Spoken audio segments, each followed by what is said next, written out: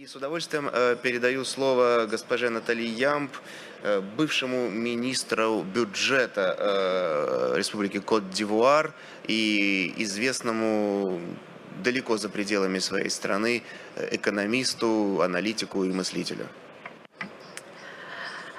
Je souhaite en premier lieu remercier les autorités russes et la Team Afrique pour m'avoir permis de venir exprimer mon point de vue, celui de mon parti et celui du professeur Mamadou Koulibaly, candidat à l'élection présidentielle de 2020 en Côte d'Ivoire, sur la souveraineté, sur les valeurs africaines, sur les urgences de développement en Afrique et le rôle que la Russie peut y jouer.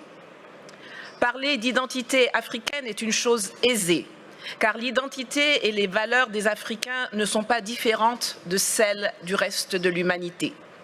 Nous avons les mêmes sentiments de solidarité, de compassion et les mêmes aspirations à la liberté, à la dignité, à la justice et à la propriété.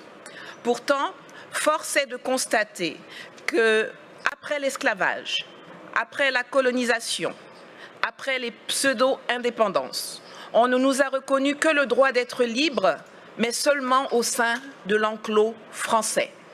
L'Afrique francophone est encore aujourd'hui, en octobre 2019, sous le contrôle de la France. Cela remonte à 1984, lorsque les puissances coloniales se sont réunies à Berlin pour se partager l'Afrique, sans que les Africains aient leur mot à dire. L'Allemagne, l'Espagne, l'Angleterre, le Portugal ont compris depuis lors qu'il fallait sortir du schéma de la conférence de Berlin et redéfinir les contours d'une nouvelle coopération avec les pays africains. Pas la France, qui avance sans bouger, en portant des masques et qui considère toujours le continent africain comme sa propriété. Les peuples d'Afrique, et particulièrement la jeunesse, revendiquent pourtant avec de plus en plus de vigueur leur besoin de démocratie, leur droit à l'autodétermination, le droit de décider avec qui ils veulent commercer, avec quoi ils veulent payer ce commerce, sans qu'on les place sous la tutelle d'une ex-puissance coloniale qui se présente toujours sur la scène mondiale comme notre porte-parole et notre avocat. Nous voulons sortir du franc CFA, que Paris, avec la complicité de ses laquais africains, veut pérenniser sous l'appellation ECO, et qui ne permet aucune industrialisation de l'Afrique francophone. La conquête de notre souveraineté monétaire est capitale, car la seule stabilité que le franc CFA garantit aux pays qui l'utilisent sont la mauvaise gouvernance, la pauvreté et la corruption. Nous voulons le démantèlement des bases militaires françaises qui, sous le couvert d'accords de défense bidons, ne servent qu'à permettre le pillage de nos ressources, l'entretien de rébellions, l'entraînement de terroristes et le maintien de dictateurs à la tête de nos États. Nous refusons que la France continue d'usurper la voix de l'Afrique à l'ONU, qu'elle soit à la base de quasiment toutes les résolutions concernant le continent. Les pays d'Asie ont appris à commercer avec les investissements directs étrangers, alors que nous, on nous saoule avec l'aide publique au développement. Résultat, aujourd'hui, eux, ils sont BRICS et émergents, et nous, nous sommes des mendiants qui sommes très fiers d'être qualifiés de pays pauvres très endettés. Cela doit changer. Cela va changer et la Russie a un rôle à jouer dans cette évolution. Mais nous ne venons pas en Russie pour y chercher de nouveaux maîtres qu'on substituera aux anciens. Nous y venons pour trouver des partenaires, pour faire du business gagnant-gagnant pour la Russie comme pour les pays africains concernés. L'Afrique regorge de potentialités.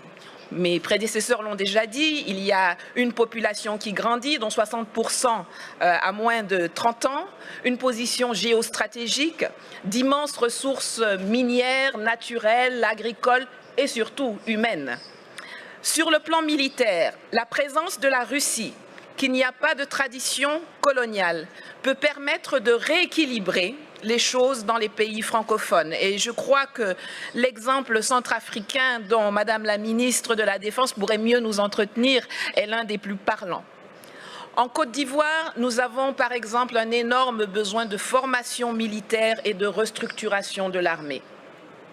Sur le plan économique, la promesse de Sochi doit être celle de la rupture avec le huis clos actuel appauvrissant où la France semble avoir verrouillé les domaines de l'eau, de l'électricité, des routes, des ponts, des ports, par des monopoles protégés par les gouvernements respectifs ou par des passations de marché de gré à gré sans appel d'offres, pour que nous puissions enfin nous diriger vers une ouverture de l'économie à tous, notamment aux industries et entreprises russes, dans les secteurs agricoles, miniers, énergétiques, de la transformation industrielle, de l'éducation, de la formation, il y en a plein. Le littoral ivoirien, par exemple, qui alterne les lagunes, les fleuves et la mer, est long de 570 km et regorge d'un potentiel encore inexploité ou sous-exploité dans le transport maritime et lagunaire, dans le désensablement des embouchures de fleuves qui peuvent devenir navigables, dans l'hôtellerie, le tourisme, l'habitat de luxe, le transport lagunaire entre les villes du littoral, compte tenu de l'état désastreux de nos routes. Enfin, sur le plan politique et diplomatique, le monde et la Russie doivent cesser de nous voir à travers les lunettes déformantes du storytelling méprisant, mensonger et négationniste de la France, qui nous assujettit. L'Afrique n'a pas besoin de tuteurs à l'ONU, l'Afrique n'a pas non plus besoin de nouveaux propriétaires, mais la Russie y a sa place comme un partenaire dans une logique de Commonwealth, d'enrichissement partagé, de collaboration vivifiante et innovante entre les secteurs privés respectifs. Le monde bouge, les lignes évoluent. L'année prochaine, 2020, est celle d'élections présidentielles au Togo, au Burkina Faso, au Niger, en Centrafrique, en Guinée et en Côte d'Ivoire, pour ne parler que de l'Afrique francophone. Espérons que celles-ci verront l'arrivée au pouvoir de dirigeants réellement choisis par les peuples, qui privilégieront enfin l'ouverture sur le monde et de nouvelles et innovantes opportunités d'affaires à l'asservissement bête et stupide aux colons d'hier et d'aujourd'hui. Je vous remercie. Спасибо.